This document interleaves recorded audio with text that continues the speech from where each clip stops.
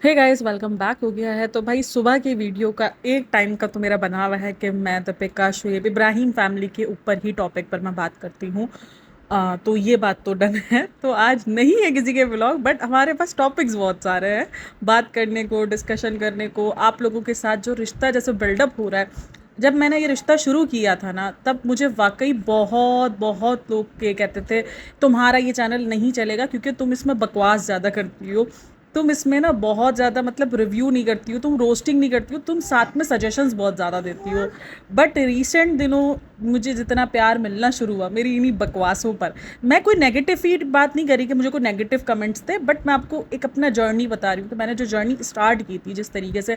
कल जब मैंने मिसेस मूवी का रिव्यू किया है, मुझे आए बहुत कम कमेंट्स है, बट जितने कमेंट्स आए हैं तो मेरा दिल ना बड़ा खुश किया है। और कल रजब भट्ट की वीडियो की थी, मैंने कहा था ना मैंने पड़ेगी गालियाँ, तो मेरे पास आए गालियाँ तो नहीं पड़ी क्योंकि गालियों वाले कमेंट्स तो ब्लॉक होते हैं, आपको पता है, तो वो गालियाँ तो डिलीट हुई हैं। आए थे 3-4 मुझे कमेंट्स ऐसे थ्रेड वाले टाइप के। मतलब सोचो, हज़ार व्यूज़ भी उन वीडियोज़ पर क्रॉस नहीं करते हैं। और किस किस्म के फैंस है भाई, रजब भट्ट के फैंस ना बहुत सरफिरे हैं। मैंने हमेशा ये चीज़ नोटिस की, जब भी मैं बात करती हूँ ना तो आ जाते हैं। एक एल्विश भट्ट बोल रही हूँ, एल्विश यादव की वीडियो के लिए आए थे और एक इस बंदे के लिए आ जाते इतने सरफिरे भाई। फैन होना अलग बात है, सरभरा होना अलग बात है भाई। सरभरे क्यों हो तुम? तुम्हारे मतलब कौन सा जो तुम्हारा रिश्तेदार है भाई? आज़ादी सबको है बोलने की, ठीक है। यहाँ पर जो चीज़ आप देख रहे हो इंटरनेट पर, उसी पर आप रिएक्ट कर रहे हो बगैर कोई इल्ज़ाम तराशिया लगाए हुए। जो चीज़ आपको दिख रही है जस्ट आप उस पर रिएक्ट कर रहे हो। एक चीज़ जब सोशल मीडिया पर है, और मुझे आपके रिएक्शन से भी कोई मसला नहीं, मुझे मसला है आपके गाली देने से, आपकी अब्यूसिव लैंग्वेज से। और मुझे वो वैसे मसला मुझे भी नहीं है, देते रहो, मैंने कोई फ़र्क नहीं पड़ता भाई, मैंने कोई फ़र्क नहीं पड़ता, देते रहो, मेरे बाप का कुछ नहीं जाता, सीधा सिंपल सा फंडा है अपना, ती वाला सीन है। तो थैंक यू सो मच इतना ज़्यादा प्यार देने के लिए। मेरा फंडा यही है, मैं किसी भी एक कंट्री को, किसी भी एक जेंडर को, स्पेसिफिक जेंडर को ना ही उठाने आई हूँ और ना ही बिठाने आई हूँ। मेरा सीधा सिंपल मकसद है कि जो जैसा चल रहा है, जो जैसा दिखता है, जस्ट उस पर रिएक्ट करना और जस्ट उस पर अपना एक्सपीरियंस शेयर करना, लोगों के लिए गाइडेंस बनना। भाई देखो, हर चीज़ के दो ही पहलू होते हैं और वो दोनों पहलू मैं आप लोगों के साथ तकरीबन डिस्कस करती हूँ। कभी कभार हो जाता है तब तो 19-20, लेकिन फिर भी कोशिश होती है कि यार दोनों पहलू का डिस्कस किया जाए। और एक बात कि मैंने बहुत ज़्यादा नोटिस की है रिसेंट दिनों, कि सबा इब्राहिम को लेकर मुझे बहुत सारे कमेंट्स आ रहे थे। मेरी एक सब्सक्राइबर थे, मुझे कह रही थी आप थोड़ा सा हाई लेवल पे जाके रोस्टिंग करो ना, मतलब आप सही से मतलब रोस्ट करो। बट नहीं यार, मैं देखो उसको इसलिए नहीं कोई बख्श रही हूँ कि वो प्रेग्नेंट है।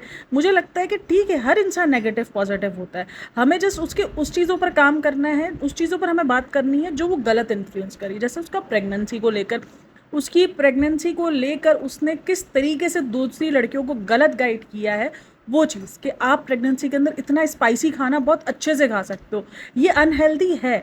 आप जिस भी, आपकी प्रेगनेंसी नॉर्मल है, आपकी प्रेगनेंसी अगर हाई रिस्क प्रेगनेंसी है, या आप एक नॉर्मल मतलब गलती वाली प्रेगनेंसी भी हो जाती है, ये कोई वो नहीं होता। अब गलती, काफ़ी लोग बोलते हैं बच्चा गलती नहीं होता है, नहीं, लेकिन कुछ बच्चे जो प्लानिंग से नहीं आते उनको लोग गलती का ही नाम दे रहे होते हैं। मेरे हिसाब से कोई भी चीज़ बगैर मतलब मेरे हिसाब से कोई भी बच्चा गलती नहीं है, लेकिन लोग इस चीज़ को बोलते हैं कि गलती वाली प्रेगनेंसी, कि यार गलती हो गई थी, ये हो गया था, इस टाइप का। लेकिन जो चीज़ मुझे लगता है कि भाई नसीब में लिखी हुई है तो वो किसी ना किसी तरीके से हो जाती है, कोई हादसे टाइप से, कोई भी आपका कुछ ना कुछ हो जाता है। तो ये ऊपर लिखा हुआ है जो चीज़ आपके पास, वो है हिडन है, ठीक है ना।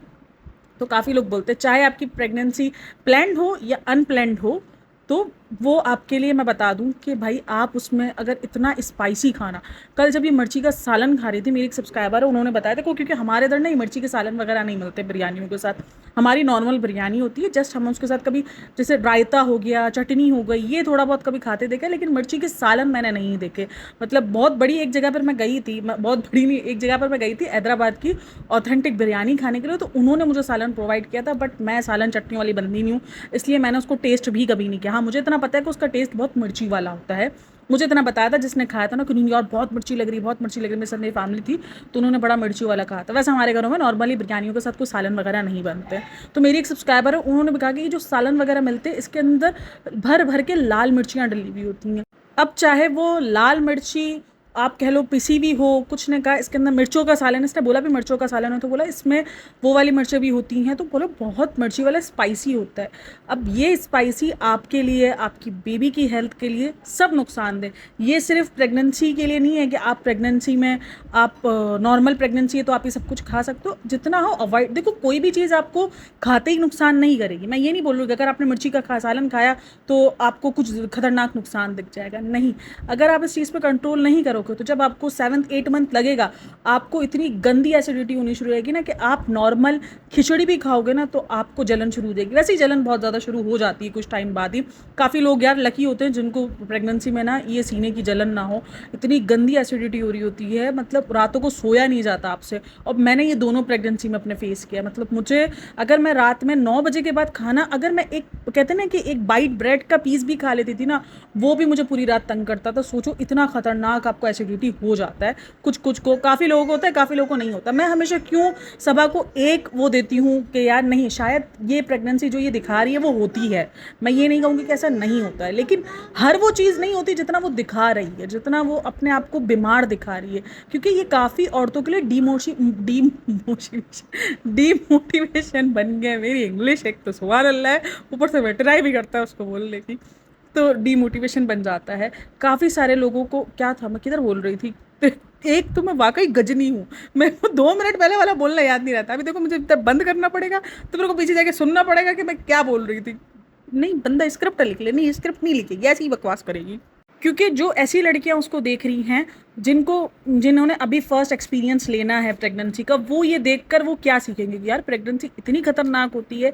नहीं, आपको अगर हाई रिस्क प्रेगनेंसी नहीं है, मैं हाई रिस्क प्रेगनेंसी की बात कर रही हूँ, इसलिए प्लीज़ कमेंट में ये नहीं बोलना कोई भी कि मेरी प्रेगनेंसी ऐसी थी। मैं हाई रिस्क प्रेगनेंसी के अलावा की बात कर रही हूँ, नॉर्मल प्रेगनेंसी की। कि अगर आप नॉर्मल हो, जिस तरीके से सभा की एक्टिविटीज़ नज़र आई हैं, क्योंकि उसने नॉर्मल वाला ही रिएक्शन दिया है। एक तो उसकी प्रेगनेंसी में भी झोल दिखने शुरू हो गए। काफ़ी लोग, कल मुझे कमेंट आया था, वो ये कह रहे थे कि आपने नोटिस नहीं किया कि शेब इब्राहिम ने उसको कहा है कि उसकी प्रेगनेंसी मार्च अप्रैल में है, यानी अप्रैल में उसकी डिलीवरी है।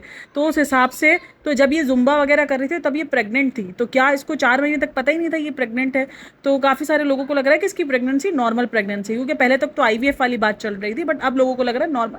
अच्छा, अब नॉर्मल है, सीड साइकिलिंग है, जो भी है, लेकिन इसकी प्रेगनेंसी फिलहाल तक के लिए इतनी ज़्यादा कोई कॉम्प्लिकेटेड यानी आईवीएफ वाली नहीं है, या वो वाली प्रेगनेंसी नहीं है इसकी कि जो ना बिल्कुल बेड रेस्ट कह देते हैं, डॉक्टर्स कह देते हैं कि जब प्रेगनेंसी वो होती है ना बिल्कुल बेड रेस्ट वाली, तो उसमें कह दिया जाता है कि आप लेटो, लेट के जस्ट आपके तकिया जो है वो आपके पाँव के नीचे हो और आप बस सीधे लेटे रहो, आप उठो भी तो करवट से उठो। और ये सब तो वैसे ही नॉर्मली भी बता दिया जाता है, लेकिन वो एक खतरनाक है। लेकिन अगर इसकी प्रेगनेंसी की जर्नी देखा जाए तो ये नॉर्मली व्लॉगिंग वगैरह कर रही थी और ये ज़्यादा व्लॉगिंग में बैठी हुई होती थी, ठीक है। तो इस हिसाब से इसकी प्रेगनेंसी आईवीएफ नहीं, कुछ भी नहीं, लेकिन एक नॉर्मल प्रेगनेंसी लग रही है, ठीक है। तो उसके बाद इसको इजाज़त दे दी गई घूमने फिरने की भी कि नहीं आप करो, आप जा सकते हो। तो इस हिसाब से वही वाली प्रेगनेंसी होती है जो नहीं हमें बोल दिया जाता है शुरू के 3 मंथ्स कि नहीं भाई आप थोड़ा सा ना एहतियात करो, थोड़ा सा सीढ़ियाँ उतर चढ़ करने में थोड़ी सी एहतियात करो, दैन आप रेस्ट करो जितना हो। उसके बाद आप, अगर एक थोड़ा सा डाउट होता है डॉक्टर्स को, तो अगर आपने इससे पहले 2-3 मिसकैरेजेस झेले हों या एक आधा मिसकैरेज झेला हो तो ये एक थोड़ा सा नॉर्मल सा एहतियात दे दिया जाता है 3 महीने का। उसके बाद बोलते हैं भाई आप नॉर्मल हो। लेकिन वो डे बाई डे जिस तरीके से प्रेगनेंसी को बता रही, देखो इसके आसपास बहुत सारे पैम्पर करने के लिए लोग हैं। अब काफ़ी लोगों को ये भी फील होता है यार मेरे पास तो कोई करने वाला नहीं है। लेकिन मैं आपको बताऊं, ये चीज़ आप अपनी प्रेगनेंसी में अपने आप को जितना एक्टिव रखोगे वो आपके लिए बहुत, और आपके बेबी के लिए भी बहुत हेल्दी है। अगर आपको कोई किस्म की एहतियात नहीं दी गई है, वो बहुत हेल्दी चीज़ है। अपने आप को हिम्मत में आप खुद लेकर आओगे। देखो कहने को अगर हम नॉर्मल है बगैर प्रेग्नेंट भी, और अगर हम सोचना शुरू कर देंगे ना बीमार है यार, आज मैं सर में दर्द हो रहा है, मैं लेटी रहती हूँ, वो सर का दर्द आपका इतना ही सही होगा। आप थोड़ा सा उठोगे, थोड़ा सा इधर उधर लगोगे, थोड़ा सा अपने आप को बिजी करोगे तो आपका वो दर्द भी थोड़ा सा हटेगा, क्योंकि आपका ध्यान हटेगा। आप नॉर्मली क्या होगा कि अगर आप बेड पर लेटे रहोगे तो आपका दिमाग ना वहीं पे लगा रहेगा। आपको लगेगा कि नहीं नहीं यार ये तो यही सब कुछ है, मुझे तो दर्द है, मुझे तो तकलीफ है, तो इसीलिए आपका ध्यान बटना जरूरी है। अब काफ़ी लोग उसको बोलते हैं नहीं एक्टिंग करी, नहीं, ये एक नॉर्मल ह्यूमन साइकोलॉजी है भाई। अगर आप साइकोलॉजी है, अगर आप एक चीज़ को लेकर सोचते रहोगे तो वो चीज़ आपको इफेक्ट करती रहेगी। एक दुख है, अगर आप उस दुख को लेकर रोते रहोगे वो चीज़ आपको इफेक्ट करेगी। तो अगर आप उसको भूलना चाहोगे, आप अपने आप को बिजी करोगे, तो क्यों कहते हैं कि भाई जब किसी का ब्रेकअप होता है तो वो अपने आप को क्यों बिजी कर देता है? इसीलिए करता है क्योंकि वो फारिग होगा, वो अकेला होगा, तो वो उस चीज़ को सोचेगा और वो चीज़ उसको हर्ट करती रहेगी। ये नहीं है कि वो बिजी हो जाएगा तो वो भूल जाएगा, लेकिन हाँ थोड़ा सा वो ओवरकम होना शुरू होगा। तो यही सेम हालात होती है, चाहे आप प्रेग्नेंट हो, चाहे आप बीमार हो, तो आप अपने आप को थोड़ा सा एक्टिव करोगे। नॉर्मली एक्टिव, ज़रूरी नहीं है कि वो एक्टिव कोई बहुत ज़्यादा काम करने वाला है। प्रेगनेंसी के अंदर आप पूरा का पूरा जिस तरीके से इन्होंने रेनोवेशन स्टार्ट की है, एक तो मुझे वाकई समझ में नहीं आता, रेनोवेशन अगर आपने स्टार्ट की है या तो फिर आपको इतनी हिम्मत होनी चाहिए थी कि भाई देखो रेनोवेशन, मैं ये नहीं बोलती कि नहीं होती, क्योंकि मैंने भी की थी। मैंने अपना रूम पूरा रेनोवेट किया था क्योंकि मेरा थोड़ा सा टाइम जोन इधर उधर हो गया था। मेरा रूम था मेरी प्रेगनेंसी से पहले मुझे ना करने का, कि मैं अपनी इससे पहले ही ट्राई कर लूँगी, फिर मैं अपनी प्रेगनेंसी बहुत रिलीफ में, बट थोड़ा सा टाइम जोन मेरा ऊपर नीचे हो गया था। तो मेरी प्रेगनेंसी के दरमियान ही मुझे मेरे मतलब फर्स्ट ट्राइमेस्टर के बाद ही मुझे रेनोवेट, मतलब थोड़ा सा रेनोवेट था, 2 दिन का काम था। देन उसके बाद मेरा फर्नीचर आना था और उसको मुझे सेट करना था, बस वो एक सीन था, वो वाला था। ये पूरा घर नहीं खोद के रखा था मैंने, तो हो गया था मेरे लिए, पॉसिबल हो चुका था क्योंकि मैं तैयारी पहले ही कर चुकी थी। क्या आप जब प्रेग्नेंट होते हो तो आप ये सब कुछ पहले से सोच के रखे होते कि यार मैं जितना हूँ रिलैक्स रहूँ। अब इसको बनना था भाभी जैसा, तो वो बन गई। उसके बाद इसके रोने पर बहुत ज़्यादा कमेंट आ रहे हैं कि भाई ऐसा क्या है ज़िंदगी में, सब कुछ तो है इसके पास, फिर क्यों रो रही है। मैंने कहा है ना, ज़िंदगी में सबके पास मैं मेरी बेटी से बात करती करती ना ऐसी हो गई हूँ। तो सबके पास अगर सब कुछ है ना, तो उसका मतलब ये नहीं है कि उसकी ज़िंदगी में डिप्रेशन नहीं, एनजाइटी नहीं। काफ़ी लोग बोलते हैं अरे इन लोग ना शुक्रे होते हैं। आप देखना जिनको सब कुछ बहुत अच्छे से और बहुत आसानी मिलना शुरू होता है ना, उनकी ज़िंदगी में बेसुकूनियाँ बहुत ज़्यादा बढ़ना शुरू हो जाती है। पता नहीं ये चीज़ मैंने नोटिस की है क्योंकि मेरे साथ भी ये हुआ था रिसेंट दिनों। मुझे बहुत कुछ, जब जिन चीज़ों की मुझे चाह थी वो चीज़ें मुझे आसानी से मिलना शुरू हो गई थी ना, तो मेरे अंदर से सुकून गायब होता शुरू हो गया था कि यार सब तो मिल रहा है, अब ज़िंदगी में बेसुकूनी हो गई थी।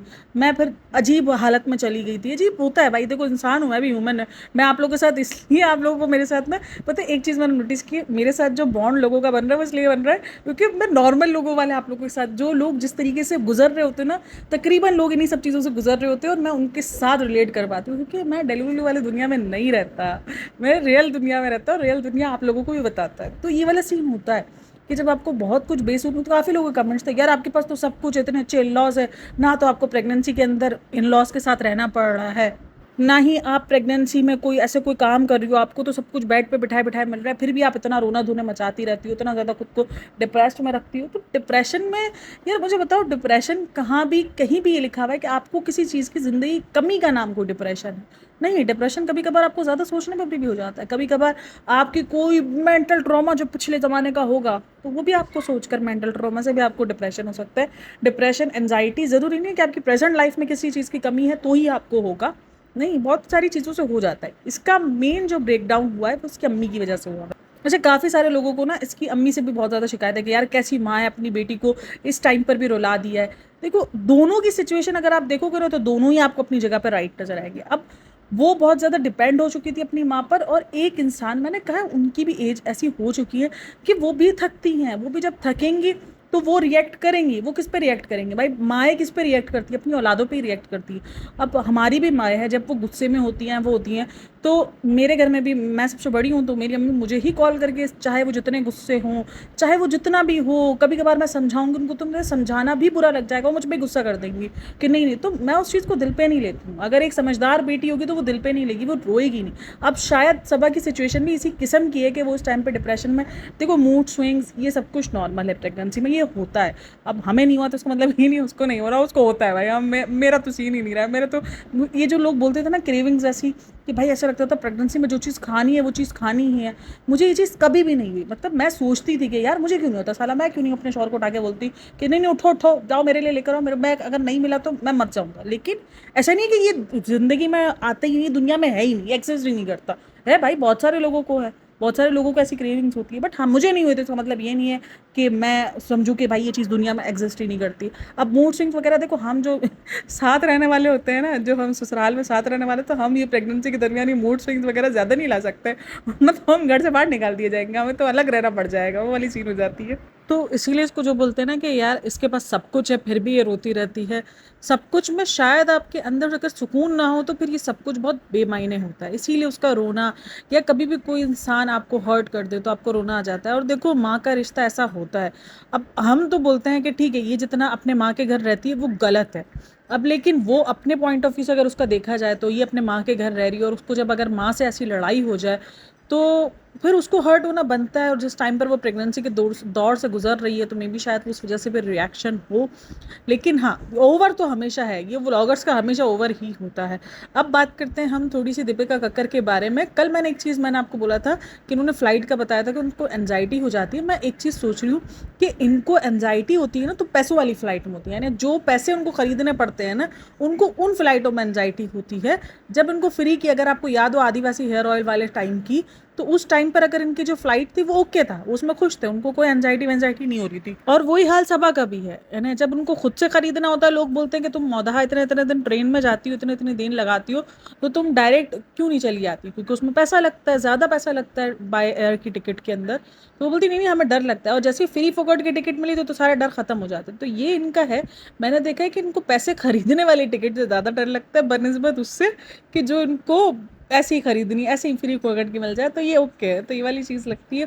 कल काफ़ी लोग मुझे ना, मैंने जब कल वीडियो बनाई थी, पॉडकास्ट बनाई थी, तो काफ़ी सारे लोग बोल रहे थे कि शुएब का जवाब ठीक था, यानी जो उसने कहा कि उसके माँ बाप की इज्जत करती है, उसका जवाब ठीक था। तो वो क्या लस्ट स्टोरी बताता या वो लस्ट बताता अपना? नहीं, लस्ट की मैंने ये नहीं कहा कि वो उसके बॉडी शेप के बारे में बताता या बोलता कि तुम्हारी ये चीज़ मुझे अट्रैक्टिव लगी थी बॉडी के अंदर, तो मुझे तुम्हारा, या तुम्हारे साथ मुझे सोने में अट्रैक्ट आया। तो वो वाली सीन मैंने नहीं बोला, मैंने इस चीज़ का नहीं बोला। मैंने कहा लेकिन सोचो, ये आप क्या कर रहे हो, आप अपने लड़कियों के लिए वैसे ही कम प्रॉब्लम्स नहीं होती है यार, वैसे ही उस ससुरालों को लेकर इतनी ज़्यादा उसमें हेक्टिक में होती है। मिसेस मूवी हमारे सामने है और उसके अलावा बहुत कुछ हमारे सामने है। उसमें ये और सेट कर रहे हैं लोगों के माइंड सेट कि भाई अगर लड़की घर वालों को बहुत अच्छे से रख रही है तो ही वो वाइफ मटेरियल है। ये औरत की डिसरिस्पेक्ट नहीं है तो क्या है? मतलब एक औरत के लिए वाइफ मटेरियल वो उसी टाइम है जब वो आपके घर वालों की रिस्पेक्ट कर रही है। अगर वो रिस्पेक्ट नहीं करेगी तो वो वाइफ मटेरियल आपके लिए नहीं आपको फील होगी। वो सवाल था कि कब आपको लगा जब मैं आपके लिए वाइफ जैसी लगी। तो उसके सवाल बहुत सारे हो सकते हैं कि यार तुम मेरी केयर करती थी और तुम साथ में मेरी फैमिली की केयर कर सकती थी। अब काफ़ी लोग बोलेंगे फेक तो बहुत कुछ भी दिखा रहे होते, कम से कम तुम ये भी फेक दिखा, जो माशरे की सलाह के लिए उसमें फेक नहीं दिखाना है, और बाकी सारी चीज़ों में फेक अपने आप को जहाँ अच्छा दिखाना है ना वहाँ खुद को फेक दिखाना है। और जहाँ लोगों को माशरे की सलाह के लिए, यार तुम मेरी केयर करती थी, फिर तुमने मेरी फैमिली की केयर की, जब तुम मेरी केयर करती थी फिर मुझे लगा कि नहीं यार ऐसी बंदी होनी चाहिए जो मेरी केयर करती तो मेरी फैमिली की भी केयर करेगी। इस तरीके का देखो घुमा फिरा के कुछ आंसर्स ऐसे जो सेम ही पैटर्न के होते हैं लेकिन घुमा फिरा के भी दिए जा सकते हैं, ताकि लोग जो आपको देख रहे हैं वो आपसे इंस्पायर्ड हो कि भाई ज़िंदगी में औरत यहाँ पर क्या इंस्पायरिंग है। यहाँ पर यह कि अगर औरत आपकी फैमिली को एक्सेप्ट बहुत अच्छे से कर रही है और वो ऐसे डोरमेट बन जाती है तो ही वो वाइफ मटेरियल है। मुझे उस चीज़ से हुआ, जाहिर सी बात है, मैंने हमेशा कहा है कि शुएब इब्राहिम ये लस्ट चीज़ों से थोड़ा सा अवॉइड करता है। जैसे दीपिका ने पूरा कमरा वगैरह सजवाया था लेकिन उसका रिएक्शन नॉर्मल था, जो कि काफ़ी लोगों को बहुत लगा कि डिसरिस्पेक्टफुल है। बट मैंने उस चीज़ को कहा कि नहीं, वो चीज़ें उसको पता है कि मुझे कुछ क्या कितनी चीज़ें प्राइवेट में रखनी है ना, मुझे कितना कुछ प्राइवेट में रखना हो सकता है कि उसने प्राइवेट में बहुत अच्छा रिएक्शन दिया हो और उसने बहुत कुछ अच्छा दिया हो, लेकिन ये कोई गलत चीज़ नहीं है। काफ़ी लोगों को लगता है कि यार मियाँ बीवी का एक साथ सोना कोई गलत चीज़ है, कोई शर्म की चीज़ है। नहीं, शर्म की चीज़ नहीं है। लेकिन हाँ, एक चीज़ अगर आप आकर वो बताओगे, अब जिस तरीके से सबा इब्राहिम करती है, वो सजे हुए बेड के ऊपर और बेड के और अपनी स्टोरीज़ वगैरह बयान कर रही थी, तो हम ही ट्रोल कर रहे होते ना कि यार ये क्या तरीका है। तो यही चीज़ अगर यही सेम करेंगे तो हम भी ये बोलेंगे, हमें भी पता है कि भाई हस्बैंड वाइफ है तो इनके दरमियान ये रिलेशन तो होगा ही, ऐसा नहीं है कि नहीं होगा, और ये सबको पता है। लेकिन इसका मतलब ये थोड़ी कि आप खुले आम इस चीज़ को बताते चलो। ये एक तरफ अगर बहुत वेस्टर्न टाइप का है तो दूसरी तरफ ये भी सोचो कि जो आपके टीनेजर एजेस हैं, जो बहुत छोटे हैं, वो भी आपके व्लॉग्स देखते हैं, उनके माइंड पर क्या असर पड़ेगा। अभी जिनके हार्मोनल चेंजेस, बच्चों के हार्मोनल चेंजेस एक टाइम बाद, लड़कियों के पीरियड्स के बाद, हर किसी बात ना चेंजेस आनी शुरू होती है। तो वो जब ये सब कुछ देखेंगे तो उनके दिमागों में क्या भरना शुरू होगा, फिर वो इस चीज़ को लेकर सर्च करेंगे, तो वो आगे बढ़ता जाएगा माशरा। और भाई यहीं पर उसकी बात की जाए इंस्टाग्राम की, और भाई इंस्टाग्राम तो बहुत खतरनाक हो गया है। जितना हो अपने बच्चों को इंस्टाग्राम से दूर रखो। पता नहीं क्यों इंस्टाग्राम में कोई भी किस्म का कंटेंट अपलोड हो रहा है और किसी भी किस्म की कोई पाबंदी नहीं है इंस्टाग्राम पर, मैं नोटिस कर रही हूँ। भाई कुछ भी, एक तो इंस्टाग्राम ओपन करो ना तो ऐसा फील लगता है कि भाई आपने किसी के ना वॉशरूम में चले गए हो। हर कोई, एक तो मैंने रील देखी थी, मुझे इतनी हंसी आई थी। आई नो मैं थोड़ा ऑफ द टॉपिक हो गई, बट मुझे ये डिस्कस करना था काफ़ी टाइम से ना। मैंने एक रील देखी थी, वो बंदी आती है बिकनी में, ठीक है, लड़की आती है बिकनी के अंदर और पर्दा खुला हुआ होता है, वो पर्दे को देखकर, और वो ना ऐसे खुला हुआ होता है ना, तो सामने बालकनी होती है और सामने पता नहीं कोई बंदा खड़ा होता नहीं खड़ा होता, मुझे नहीं पता, तो लेकिन वो ऐसे रिएक्ट करती है कि हुई मुझे कोई देखना ले, और वो फटाफट फटाफट पर्दा मारती है। फिर मुझे एहसास हुआ, मैंने कहा अच्छा, उस वक्त मेरा मेरा दिमाग चेक करो, मैंने कहा यार कैसी लड़की है ना, कि यार उसको कैसा हुआ ना कि अचानक से, तो फिर मैंने कहा यार मैं इतनी भोली कैसे हो सकती हूँ, मतलब कि उसने पर्दा लगाया है लेकिन शूट वो कहाँ डाल रही है, इंस्टाग्राम पर डाल रही है, मतलब इंस्टाग्राम पर लोग बिकनी में देख रहे ओके है, लेकिन सामने अगर कोई खड़ा देख रहा होगा तो उप्स मोमेंट हो जाएगा वो, यार ये सही है मतलब कि। और ऐसा लगता है मुझे तो इंस्टाग्राम खोल के ऐसा लगता है अरे मैं तो किसी के वॉशरूम में चली गई हूँ, ये कपड़े चेंज कर रहा है, कभी वो कपड़े चेंज कर रहा है, अजीब कपड़े चेंज की दुकान लगाई मैंने, बाबा वॉशरूम नहीं है तुम्हारे पास, तुम्हारे ज़रूरी है कैमरा लगा लगा के तुम कपड़े चेंज करो। तो ये मैंने आपके साथ डिस्कस करना था शुएब इब्राहिम के बारे में, और एक और के बारे में, इब्राहिम फैमिली में एक और बंदा इंक्लूड हुआ है, वो है रुकैया जहांगीर, जो कि है आमिर जहांगीर की बहन। अब ये बंदी ना काफ़ी लोगों को ना सस्पिशियस लगना शुरू हो गई है। अब सस्पिशियस कैसे, कि कहने को वो आमिर जहांगीर की बहन है, आमिर जहांगीर कौन भाई, जिसने इसका सारे राज पट्टे जो भी हैं वो सारे खोले हैं, बहुत ज़्यादा प्रॉब्लमेटिक वो इब्राहिम फैमिली के लिए रहा है, खास करके शुएब इब्राहिम और दीपिका कक्कर के लिए बहुत ज़्यादा रहा है। तो ये बात तो है, ठीक है ना, कि ये तो है। अब वो बहन है उसी की। अब जब वो अच्छा वो क्या कर रही है, मैं उसके इंस्टाग्राम पर उसने अपना आईडी खोली है, तो मैंने देखा है कि ये एक वाहिद बंदी है जो अपनी फैमिली, जो कि उसकी ऑलरेडी भाई वगैरह हैं यूट्यूब पर, वो उसके साथ इंक्लूड नहीं होती है, उनकी पिक्चर्स नहीं लगा रही है, और वो सबा और शुएब की फैमिली से बहुत ज़्यादा ऑब्सेस्ड है, और उनकी पिक्चर्स, उनकी बर्थडे वगैरह सेलिब्रेट करना, तो काफ़ी सारे लोग कमेंट भी करते हैं कि आप अपने भाई के साथ क्यों नहीं कर, और ऐसी ऐसी बातें शेयर करना, पता नहीं क्यों लोगों को शौक है कि अपने आप को बस अच्छा कहलवाना है। अच्छा कहलवाना नहीं भाई, आप में जो चीज़ है वो चीज़ बताओ कि मुझ में बुरी चीज़ें भी हैं, मुझ में बुरी खासियत भी है। अब मैं अपनी बात करती हूँ तो मैं अपने बुरे जो भी होते हैं मैं आप लोगों के साथ शेयर करती हूँ कि मेरे अंदर ये बुरी चीज़ है, या मुझे अपने अंदर, मेरी अंदर ये आदत है जो कि बुरी भी है और जो कि अच्छी भी है, तो आदतें होनी चाहिए। लेकिन ये सबको अच्छा बनने का इतना शौक चढ़ गया है ना, अपने आप को अच्छा दिखाने का, हसद नहीं करना चाहिए।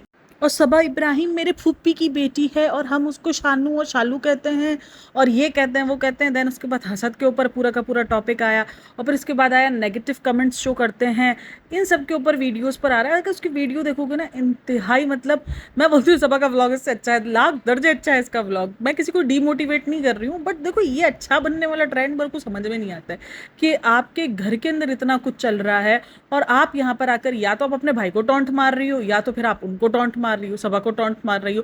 काफ़ी कुछ तो मुझे सभा को ही लिए टॉन्ट लग रहा है। काफ़ी लोग कहते हैं कि नहीं नहीं सभा की सगी है ये, बट काफ़ी सारी बातें ना इसकी सभा के लिए मुझे लगता है कि टॉन्टबाजी चल रही है। जैसे इसकी वीडियो के अंदर एक था कि रोज़ मैके नहीं आती हूँ मैं, और मैं रोज़ मैके नहीं जा सकती, और मैं हफ्ते में इतवार को, मैं सिर्फ संडे को आती हूँ क्योंकि उसकी छुट्टी होती है मेमा की। तो ये चीज़ मुझे लगी कि मैंने कहा ये तो सभा के लिए टॉन्ट है कि भाई रोज़ मैके नहीं जा सकती, मैं अपने ससुराल में रहती हूँ, मेरे 9 साल से मैं अपने ससुराल के अंदर हूँ, और मेरी ससुराल वालों से बनती है, आप लोग मेरे हस्बैंड का पूछते हैं, ये है। और इतने ज़्यादा कोई कमेंट थे नहीं, मैं कमेंट्स भी रीड कर रही थी हस्बैंड को लेके, कभी भी इतने ज़्यादा कोई कमेंट थे नहीं, मतलब नॉर्मल से एक आध कमेंट आया कि आपके हस्बैंड कहाँ होते, या कोई ससुराल वालों का कमेंट नहीं था, कोई ऐसे कमेंट नहीं थे। तो ये अचानक से जो मैके वाला टॉपिक निकला था ना, ये मुझे लगा कि ये शायद सभा को ही सुनाने के लिए था। देन एक जो ये हसद वाला आया ना, कि हसद नहीं करना चाहिए, ये नहीं करना चाहिए, किसी के बारे में बुरा नहीं बोलना चाहिए, किसी के बारे में ये नहीं करना चाहिए, किसी के राज नहीं खोलना चाहिए, ये नहीं करना चाहिए, तो ये थोड़ी सी सीख अपने भाई को भी दे दो। उसी ने पूरा भांडा फोड़ा है। जितने भी भांडे जो खतरनाक किस्म के फूटे हैं वो आपके भाई नहीं फोड़े। काफ़ी सारे लोग कमेंट करते भी है कि ये सीख जो है वो अपने भाई को भी दे दो। तो भाई मैंने देखा ये फैमिली को ना एक्स्ट्रा अच्छा बनने का बड़ा शौक है, जिसकी वजह से ये ट्रोल होती है। अब बहुत सारे व्लॉगर्स हैं जो अपना नेगेटिव पॉइंट भी दिखा देते कभी कभार के, भाई नहीं ठीक है, हमें ये हमारे अंदर भी ये ख़राब आदत है, लेकिन इसके अंदर जितनी उनके अंदर ख़राब चीज़ें हैं ना, वो ये छुपा के ही रखते हैं। एक होता है कि आप सोसाइटी के लिए ख़राब चीज़ों को बढ़ावा देना, एक होता है कि अपनी चीज़ों को एक्सेप्ट करना कि भाई हमारे अंदर भी बहुत कुछ है जो ख़राब है। नहीं आकर भाषणबाजी दे देते, गलत की चीज़ कीजिए, सही चीज़ नहीं। अच्छा आजकल ये खामोश हो गया, गलत चीज़ कीजिए, सही चीज़ नहीं कीजिए, पेरेंट्स को प्यार दीजिए, ये दीजिए वो दीजिए, अभी बंद हो चुका है क्योंकि अभी बहुत कुछ खुल चुका है, इसलिए सब कुछ बंद हो चुका है। तो इसीलिए कहते हैं कि भाई अपने आप को अच्छा नहीं देखो, सुपीरियर दिखाने की ट्राई मत करो, जैसे हो रियल बन के रहो। रियल बन के रहोगे लोग प्यार भी देर तक करेंगे। ये फजूल किस्म के आप ये फेक नकाब ओढ़ोगे, लोगों ने एक टाइम बाद आपको नापसंद कर देना है। और इसकी कहीं ना कहीं जीती जागती मिसाल रुकैया जहांगीर भी बन रही है। वो मेरे को लग रहा है इतनी एक्स्ट्रा ओवर स्वीट बनने की ट्राई करती है ना, हसद मत कीजिए, ये मत कीजिए। अरे बहन तू रहन देना, तो अच्छा ना हो पाएगा। तेरे से पहले तेरे 2 बहन भाई आकर चल से बोल बोल के ख़त्म हो गए, उनकी पूरी की पूरी जर्नी चेंज हो गई, उनके पूरे के पूरे नकाब उतर गए। अभी मुझे लगता है आमिर जहांगीर ने ना आकर अब इसको भी एक्सपोज करना है। रुकैया अभी अब एक्सपोज होने वाली है आमिर जहांगीर के हाथों, अब कुछ नहीं होने वाला भाई। तुम्हारा हसद, तुम्हारा बुराई, अभी सब कुछ तुम्हारे भाई नहीं बताने, क्योंकि जिस तरीके से इनके मुखौटे उतारे हैं ना, इस तरीके से भी तुम्हारी बारी भी है बहन। तो ये वाला सीन है। काफ़ी सारे लोगों को रुकैया को लेकर एक डाउट है कि जैसे ना काफ़ी लोगों को ये लगता है कि शुएब इब्राहिम की जब शादी हुई थी, या शुएब इब्राहिम के जो भी इनकी वीडियोस वगैरह है, तो वो कोई पसंद वसंद करती है, ऐसा लोगों को फील होता है। और मैंने बहुत सारे कमेंट्स भी रीड किए हुए थे, but I don't think so. देखो, जब वो यहाँ पर आई हुई भी थी ना, तब मुझे ऐसा फील नहीं हुआ। मैं इस चीज़ का जिक्र इसलिए कर रही हूँ कि देखो, हम जब किसी के अच्छाइयों पर बात कर रहे होते, किसी की बुराइयों पर बात कर रहे होते, जब किसी पर इतने बड़े बड़े एलिगेशंस लग रहे होते, तो हम उस चीज़ को भी क्लियर करें जो हर चीज़ हमें फील नहीं हो रही है। तो रुकैया को लेकर ये बातें भी बहुत की जाती है, और कमेंट्स भी मैं एक दो रीड कर रही थी। अच्छा, वो कमेंट डिलीट कर देती हैं जो भी शुएब इब्राहिम के हवाले से आते हैं ना, तो वो डिलीट कर देती है कि आप तो शुएब इब्राहिम को पसंद करती हो, आप तो ये है। इसने एक रिसेंट ना शुएब इब्राहिम और दीपिका कक्कर की जब एनिवर्सरी थी, तब उसने पोस्ट लगाई थी, तब उस कमेंट के नीचे, उस वीडियो के नीचे बहुत सारे कमेंट्स थे कि आपको तो जलन हो रही होगी, आज आज दीपिका की जगह आप होती, ये सारी बातें की गई। तो काफ़ी सारे लोग, और अच्छा, मैंने कुछ पुरानी वीडियोज़ जाके देखी, कुछ पुराने पॉडकास्टर्स भी मैं सुनती रहती थी, तो वहाँ पर मैंने एक पॉडकास्टर में सुना था कि एक पॉडकास्टर ने कहा था कि रुकैया की और शुएब इब्राहिम की कुछ शादी वगैरह फिक्स थी, कुछ इनका जैसे रिश्ता विश्ता फिक्स था। तो मैं बड़ा थोड़ा सा हैरत में रही थी, बट मुझे कभी वैसा फील नहीं हुआ है। हाँ, ये फील ज़रूर हुआ है कि वो थोड़ा सा कटे कटे रहे हैं। उन्होंने वो चीज़, जितनी वो दूसरे लोगों से मतलब घुल मिल जाते हैं, इतना ज़्यादा वो घुले मुले नहीं रुकैया से। उसकी वजह देखो कहीं ना कहीं आमिर जहांगीर भी है, क्योंकि वो उसका सगा भाई है, सगा बाप है, जो कि जिसने इस तरीके से शोएब इब्राहिम और दीपिका कक्कर के बारे में बातें की हैं। तो ऑब्वियसली एक खलिश, एक कहते हैं ना कि दरार होती ही है। वो आप जितना भी कह लो कि यार भाई का किया बहन को क्यों, बहन का किया भाई को क्यों, क्योंकि रिश्ता तो एक ही है ना। तो वो फील होता है लोगों को, तो वो एक कसर मुझे ज़रूर उस रिश्ते में लगी है। लेकिन ये वाला फील मुझे कभी भी नहीं आया, मुझे तो देख के फील नहीं हुआ। लेकिन काफ़ी सारे कमेंट्स मैंने रीड किए थे, तो मैंने कहा था यार मैं इस वीडियो को अपने इसमें ना ज़रूर कंट्रीब्यूट करूँगी। आप लोग ज़रा बताना, आप लोगों ने अगर रुकैया को देखा हो, या रुकैया को कभी भी आप लोगों ने नोटिस किया, या आपके इंस्टाग्राम फीड पर वो आई हो, क्योंकि उसकी वीडियोस बहुत ज़्यादा वायरल चल रही है भाई इस टाइम पर इंस्टाग्राम पर। तो आपको कैसा फील हुआ है? मैंने तो बहुत ज़्यादा सर दर्द दिया ना। मुझे ऐसा लग रहा है जैसे दीपिका शुएब पहले थे ना शुरू में, तबा दीपिका शुएब सब मासूम मासूम से, वही चुचमी से, अभी इनके रियल फेस सामने आ गए, वही चुचमी से जो थे ना, तो वही वाली फीलिंग आती है, अल्ले अल्ले मेला बेबी, मेला मुन्ना, ऐसी वाली फीलिंग आती है। तो हसद नहीं करना चाहिए आपको बेटा। अच्छा, बेटी को बुला बुला कर उसको भाषण दे रही है, तो काफ़ी सारे लोगों ने कहा बहन ये सीख आप रील बंद करके भी दे सकती थी, आप कैमरा बंद करके भी दे सकती थी।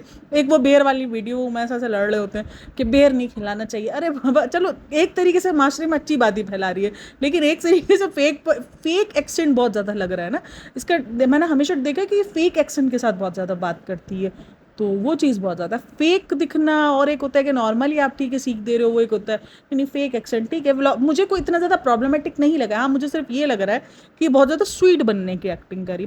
अभी जब मैं ये वीडियो बना रही थी ना, तो मैंने शुएब इब्राहिम की एक पिक्चर देखी, उसने स्टेटस पे लगाई थी, अरे बाबा क्या उसकी कमर ना, पतली कमरिया लग रही है, जीरो फिगर वाला लग रहा है, और इतना फिल्टर ये लोग लगाते हैं। मेरे को ऐसा फिल्टर दो ना रे बाबा, मैं भी ताकि ये वेट कम करने पे मेहनत ना करूँ, मस्त फिल्टर लगा के अपनी वीडियोस और अपनी पिक्चर्स ले लूँ। ऐसा कोई फिल्टर मैंने भी दसो यार, कोई मतलब ऐसा कोई स्किन फिट बनाता है ना ये अपने आप को। ऐसा नहीं, जब मैं ये वीडियो स्टार्ट की थी ना, तो मैंने सोचा यार आज मैं क्या बनाऊंगी, मतलब कि मैं सोच रही थी, क्योंकि आज कोई टॉपिक मेरे दिमाग में कुछ था नहीं, मतलब ऐसा नहीं था कि मैंने कुछ सोचा हुआ था, या मैंने सोचा था कि रुकैया के टॉपिक पर और थोड़ा सा मैं सबा इब्राहिम के जो टॉपिक्स छूट गए उस पर बात करूंगी। लेकिन देख लो भाई, 30 मिनट की वीडियो बनने को आ गई है, मेरे पास इतना कुछ बात करने को होता है। और थैंक यू सो मच इतना ज़्यादा प्यार करने के लिए, इतना ज़्यादा मतलब एक तरीके से आप लोगों ने ना कनेक्शन मेरे साथ बनाया और उस चीज़ को समझाया, मेरे पॉइंट्स को समझते हैं। कभी डिसएग्री भी होते हैं तो बहुत अच्छे से आप लोग मेरे साथ कंट्रीब्यूट करते हैं, उनको अपने डिसएग्री पॉइंट्स को मेरे साथ रखते हैं। और बहुत मुझे मेरा बड़ा ना, मैं बहुत ज़्यादा ब्लेस्ड हूँ। मेरी तकरीबन 2.5 साल की जर्नी है यूट्यूब की, बट मेरा ये बेस्ट चैनल रहा है अब तक का ज़िंदगी का, जिसमें मुझे पहचान मिल रही है, जिसमें मैं लोगों से कनेक्ट हो पा रही हूँ, जो मैंने शुरू दिन से चाहा था कि मुझे कनेक्शन चाहिए। पैसा मुझे इससे पहले भी यूट्यूब से मिल रहा था, लेकिन जो कनेक्शन मैं चाह रही थी ना लोगों से, वो मुझे मेरा ये चैनल दे के जा रहा है, और मुझे मेरे ये सब्सक्राइबर्स दे के जा रहे हैं। और ख़ास करके चंद सब्सक्राइबर्स तो भाई मेरी ज़िंदगी में बहुत मायने रखते हैं। एक सोहा जी है, सुप्रिया जी हैं, एक और है, एक और बंदी है एलिफिया नाम करके, वो भी है। मतलब ये वो बंदे हैं जो डिसएग्री भी होते हैं मेरे पॉइंट से, तो बट लेकिन वो मुझे बहुत अच्छे से सीख देते हैं। मोनिका कर है एक, बहुत सारे सब्सक्राइबर देखो जिनके नाम मैं भूल गई हूँ, काफ़ी सारे सब्सक्राइबर्स है। एक और है, कुछ तो मेरे इंस्टाग्राम पर हैं, जस्ट वो तो मेरे इंस्टाग्राम पर कनेक्ट है। वो तो जैसे ही मैं वीडियो अपलोड करूँगी ना, उसके बाद फ़ौरन आएगा नाइस वीडियो, ये वो सारे जितने भी सजेशन होंगे ना, वो मुझे बोलेंगे हम कमेंट नहीं लिखते लेकिन हम आपको यहाँ पे देते हैं। मैं कहा डन है भाई, डन है। तो ये वाला सीन होता है। तो थैंक यू सो मच इतना ज़्यादा प्यार करने के लिए। और जो भी होगा वैल्यूएबल कंटेंट कोशिश करूँगी कि मैं जस्ट जितना हूँ कोई नेगेटिविटी वाली सीन ना करूँ कभी भी क्रिएट। हाँ, रिएक्शन के अंदर जाहिर सी बात है बहुत कुछ इंक्लूड होता है। कभी कभार आप लोग को नेगेटिव वाइब्स भी आती है, खास करके जो वीडियोस मेरी बहुत ज़्यादा वायरल हो जाती है ना। अब जैसे प्रोजेक्टा वाली वीडियो वायरल हो गई है, तो बहन अभी जब ये वायरल हुई है ना, तो बहन आपको जेलेसी क्यों हो रही है? अरे बस जेलेसी नहीं है, रिएक्शन था जो था वो मैंने आपको बताया कि पिक में बिहेवियर उसका काफ़ी लोगों को फील होता है। मैंने भी बहुत सारी चीज़ें नोटिस की थी, तो ये सारा चीज़ें फील होती है। तो खैर, लेकिन आप लोग बहुत ज़्यादा प्यार करते हो तो वो सारी चीज़ें होती हैं। तो thank you so much and thanks for listening, watching, take care. और कमेंट में कोई भी राय हो लाजमी शेयर करना। Thanks for listening, bye bye, take care, Allah हाफिज़।